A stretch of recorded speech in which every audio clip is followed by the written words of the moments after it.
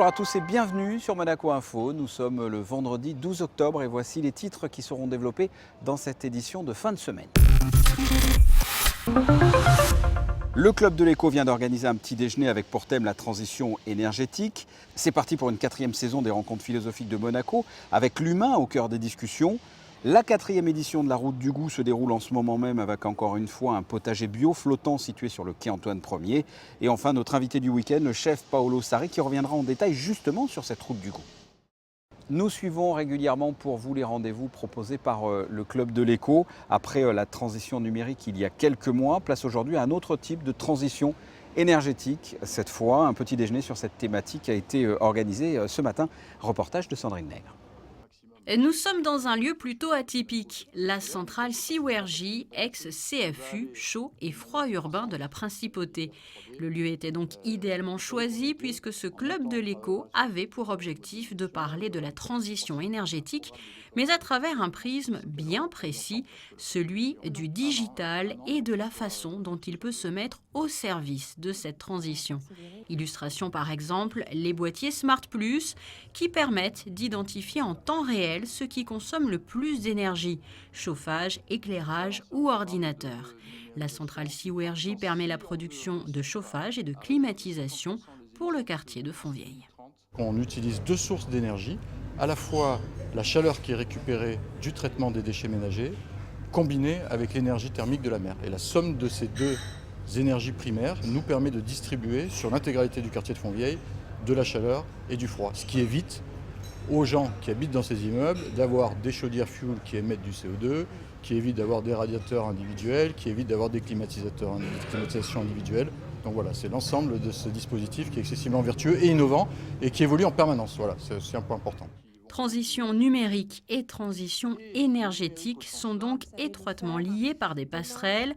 Leur importance dans le Monaco de demain est indéniable, un demain qui se prépare dès aujourd'hui grâce à cette centrale qui contribue au développement de l'énergie locale et verte tout en utilisant des innovations digitales.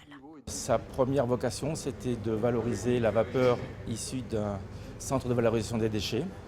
Et petit à petit, elle a évolué jusqu'à aujourd'hui, donc, où dernièrement, en 2013, elle a été recardée à un circuit haut de mer. Comment, fonctionne-t-elle? Parce qu'on voit effectivement beaucoup de tuyaux. J'imagine aussi que le digital, l'informatique ont une place importante dans toute cette gestion. Oui, tout à fait. Cette centrale de production d'énergie est équipée de 10 unités de production de chaleur et de froid. Donc ce qu'on voit autour de nous, ce sont des groupes froids et donc il y en a une dizaine.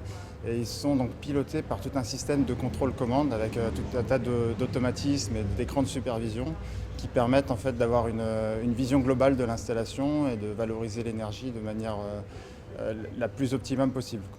Une information pour terminer, vous le voyez, le Monaco Economic Board participait bien évidemment à ce club de l'Éco, le MEB, qui est d'ailleurs situé dans le quartier de Fontvieille et qui est donc raccordé au réseau dont il était question ce matin.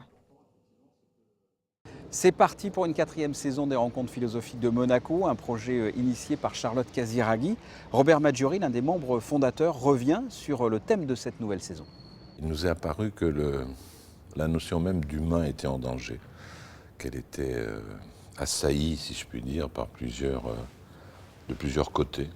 D'abord, évidemment, par les sciences neurocognitives, tout ce qu'on appelle le transhumanisme. C'est-à-dire, qu'est-ce que ça signifie de vouloir augmenter l'homme, lui donner plus de puissance.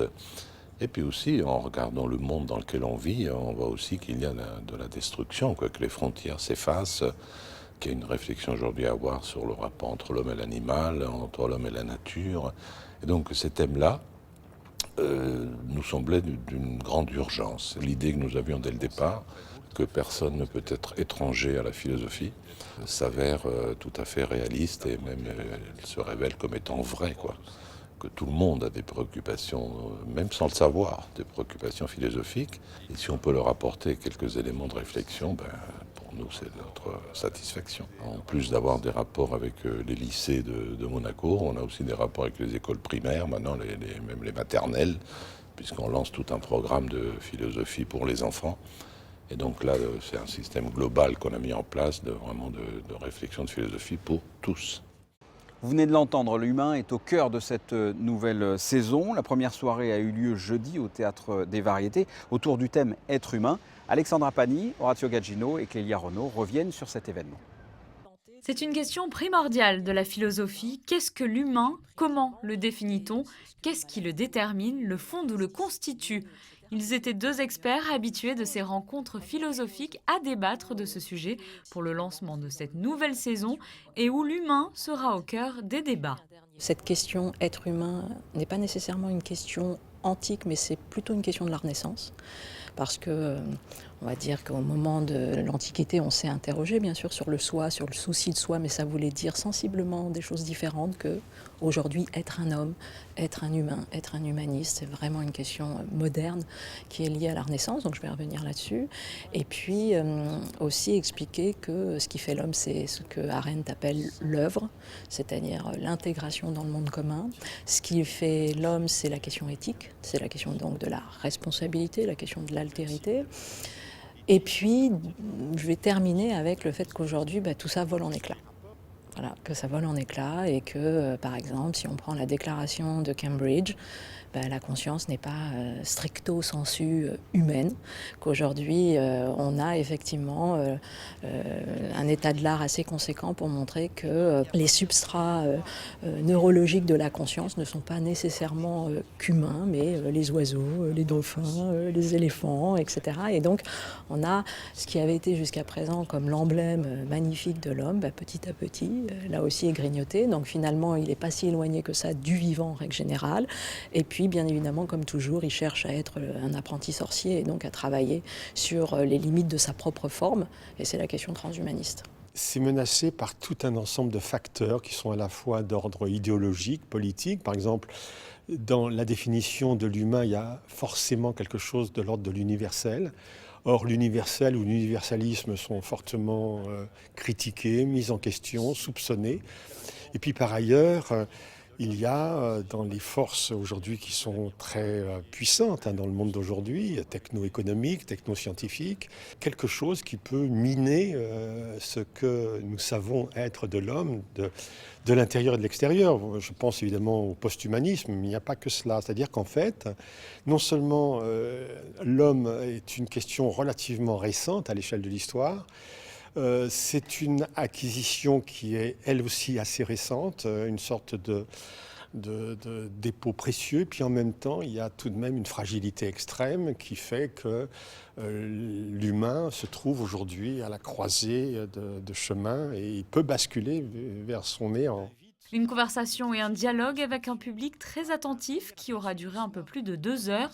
Une salle comble pour cette première soirée qui rappelle le succès qu'ont rencontré les précédentes éditions. Prochain rendez-vous le 15 novembre au Théâtre Princesse Grace autour du sujet « Suis-je responsable de l'humanité ?» La Route du Goût, 4e édition, se déroule en ce moment même et ce jusqu'à dimanche avec encore une fois un potager bio flottant qui se situe là sur le quai Antoine Ier, juste à ma droite. Découverte de ce lieu avec Christine Datomel. Charcuterie, pâtes, café, pain, vin, confiture, fruits et légumes, autant de produits bio issus du commerce équitable et que nous pouvons retrouver dans les allées du potager flottant de Paolo Sarri. À quelques mètres des yachts, ce petit coin enchanteur de 240 mètres carrés où poussent citronniers, herbes aromatiques, fraises, artichauts, fenouils et salades propose des produits pour manger sainement. Un lieu qui ravit chaque année le public. La clientèle des produits bio, frais et locaux. Le bio, farine de tradition biologique. Et nos matières premières, donc tout ce qui est graines et céréales sont aussi issues d'agriculture biologique et sélectionnées. Donc on essaie de le faire, notre sélection se fait grande région, Europe, et on ne va pas plus loin pour éviter d'avoir des surprises et puis de ne pas avoir des produits de qualité. Il y a quelques années en arrière, peut-être 50 ans en arrière, les gens mangeaient bio sans le savoir. L'industrialisation, bien sûr, a tout bouleversé.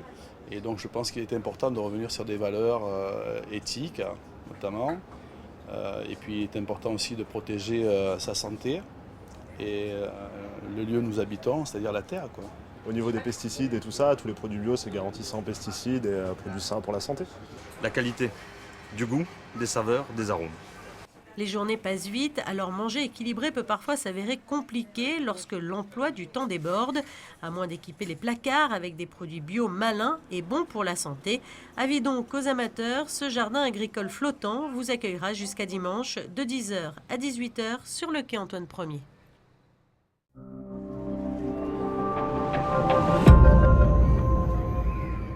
Il est temps de recevoir notre invité du week-end et c'est le chef Paolo Sarri. Bonjour. Bonjour. On vient de voir à l'instant un reportage sur la route du goût. Vous êtes le créateur de cette manifestation. D'où vous est venue l'idée de cette route du goût? L'idée de la route du goût est née en 2015 et c'était soit en forme d'un voyage à voile avec un voilier. On a traversé toute la rivière en partant de Sanremo jusqu'à Saint-Tropez, en passant pour Monaco et voilà. Et à partir de 2016, on a imaginé, mais toutes les fois qu'on partait, on retournait à Monaco. Et donc, la route du goût a besoin d'être à Monaco pour amplifier les messages de la démarche biologique et de la protection de la nature. Et donc, à partir de 2016, on a imaginé ce festival biologique sous les portes à Monaco. Quel est le concept concrètement de cette manifestation? Là, le concept, c'est sensibiliser les gens à la démarche biologique, mais aussi environnementale, la pêche durable et la protection de la nature. On a imaginé un potager qui cette année s'est transformé dans un village entier en pleine mer. Voilà, c'est un potager flottant. Un potager flottant aussi pour sensibiliser la principauté sur l'extension en mer, à dire pensez bien d'ajouter des espaces verts et pourquoi pas des potagers sur la nouvelle extension en mer à Monaco. Et là, qu'est-ce que l'on peut trouver sur cette plateforme flottante? Au milieu, il y a les potagers, donc il y a la vigne cette année. Chaque année, on change. Tout autour, on a des aromates, des autres plats. Et aussi, de l'autre côté, on a tous les agriculteurs et tous les producteurs biologiques. Donc, il y a les boulangers, il y a les citronniers, les citronnières de Menton, il y a charcuterie, boucher, les cafés, légumiers, poissonniers, et voilà. Et on design, on a notre gars qui fait la pizza aussi de l'autre côté. Donc un village entier pour mettre en valeur les artisans du goût, les artisans de la démarche biologique. Donc c'est une démarche biologique. Comment vous certifiez effectivement qu'ils sont biologiques? Vous les connaissez, vous les utilisez dans votre restaurant? Quelqu'un nous l'utilise, donc quelqu'un nous le connaît de longue date. Et des autres, on va à la rencontre parce qu'en tout cas, on les invite à se mettre en valeur. Certifiés parce qu'ils ont une certification. Donc c'est bien de le dire. Un produit, on peut l'appeler biologique quand derrière on a une certification biologique. Donc eux, ils sont certifiés et bien sûr, nous sommes en possession de leur certification biologique. Alors là, c'est jusqu'à dimanche. Que va-t-il se passer concrètement? Parce qu'il y a une multitude de manifestations. Tout à fait. Donc les potagers, c'était inauguré ce matin. Il sera ouvert de 10h à 18h aujourd'hui et demain samedi. Et à partir de 10h jusqu'à 23h les dimanches, parce qu'à partir de 18h, dimanche, on organise un happy hour. Ici, il y aura les jacks qui viennent ici, donc les jacks se transfèrent sur les potagers flottants et on fera un happy hour à partir de 18h jusqu'à 23h. Après, cet après-midi, au Monte Carlo Beach, dans les cuisines du deck, il y a les enfants de la principauté qui vont cuisiner avec les chefs de la principauté pour préparer les grands galas de ce soir au Monte Carlo Beach et les decks. Et ça, c'est la journée d'aujourd'hui. Les repas, c'est encore achetable si on veut, parce que c'est très intéressant qu'ils soient à disposition des citoyens de la principauté. Oui. Au numéro 98 06 36 36. 98 06 36 36. D'accord. Et ça, c'est pour un repas, rappelez-le, c'est pour les repas de ce soir, mais aussi les repas de demain soir, si on veut. D'accord. Parce que demain soir, on a les repas au deck avec les enfants et les chefs de la principauté. Un grand gala avec 10 stands préparés par les enfants et les chefs. Et demain, il y aura 10 chefs étoilés qui arrivent de toute l'Europe pour arriver à Monaco. Voilà. Demain, quand vous dites ce soir, c'est vendredi soir. Quand vous dites demain soir, c'est samedi soir. Hein, pardon. Alors, vendredi soir, au deck, les enfants et les chefs de la principauté pour un grand gala. Et 10 stands, chaque stand préparé par 2 enfants et un chef. Donc, une multitude de nourriture, mais c'est rigolo, les enfants, les petits chefs, les grands chefs, c'est vraiment super. Samedi, 10 chefs étoilés qui arrivent de toute l'Europe, ils arrivent à Monaco. Dans l'après-midi, à 14h30, on se retrouve ici, juste derrière vous, parce qu'on a tous les bateaux Riva qui sont déjà en place. Donc, un chef étoilé sera abonné, chaque chef a un bateau Riva. À partir de 14h30, les gens ils peuvent venir, ils peuvent visiter les bateaux, cuisiner avec les chefs, déguster ça qu'ils préparent. Et après, le soir, samedi soir, les 10 chefs ils se transfèrent à la Villa La Vigie. Donc la mythique Villa La Vigie, que c'est juste en haut du Monte Carlo Beach, magnifique. Oui. Pour préparer un repas, 10 chefs étoilés qui préparent un repas tout ensemble, abîné à 7 champagnes biologiques. Toujours, vous pouvez réserver votre repas samedi soir à la Villa Vigie, 98 06 36 36. Et ça, c'est pour un grand projet caritatif, parce qu'on a déjà construit une école en Madagascar. Ouais. Et ça qu'on arrive à recueillir cette année, on va équiper cette école pour ce qu'il démarre en janvier 2019 avec les premiers cours d'études en école hôtelier biologique à Madagascar. Et on termine avec la dimanche. Dimanche, c'est ouvert à les familles, à tout le monde. Tout le monde est invité à visiter les potagers, à déguster, rencontrer les producteurs et tout. Dimanche, à partir de 18h, de 10h à 18h. Mais après, ça sera encore ouvert parce qu'à 18h, on a l'happy hour avec les jacks. Donc, on termine à 23h. Ah, je vous l'avais dit, il se passe plein de choses. C'est une manifestation qui prend de plus en plus d'ampleur, j'ai l'impression. C'est ça. C'est une manifestation que ça commence à prendre à cœur aux citoyens monégasques. Et c'est pour ça aussi qu'on a voulu développer la partie potager, parce que déjà l'année dernière, on était un peu limite avec 200 mètres carrés. Et cette année, on passe à 360 mètres carrés. Et pour avoir encore un peu d'espace, pour avoir la sécurité aussi, que les gens puissent se promener avec l'espace nécessaire, avec une toute sécurité. Paolo Sarri, merci infiniment d'avoir répondu à mes questions. Alors vous avez donné un numéro de téléphone, il y a aussi le site internet si vous voulez avoir toutes les informations sur cette route du goût, c'est le www.route-du-goût.com. Nous, on va passer à une chose qui va vous intéresser particulièrement, c'est la météo notamment de ce week-end. Merci. Et on vous attend au potager flottant. Absolument. Ce week-end, le temps sera mitigé, se partageant entre le gris et le bleu, tant le soleil brillera samedi annonçant une belle journée, tant dimanche, les nuages seront au rendez-vous, une journée qui sera couverte dans l'ensemble. Les températures seront encore douces, 22 pour les maximales et 16 pour les minimales ce week-end. Le début de la semaine sera aussi instable. Lundi, un ciel gris laissant entrevoir de légères éclaircies. Quant à mardi et mercredi, les journées se partageront entre nuages et embellis. Jeudi, sortez les parapluies, au programme des orages et des averses.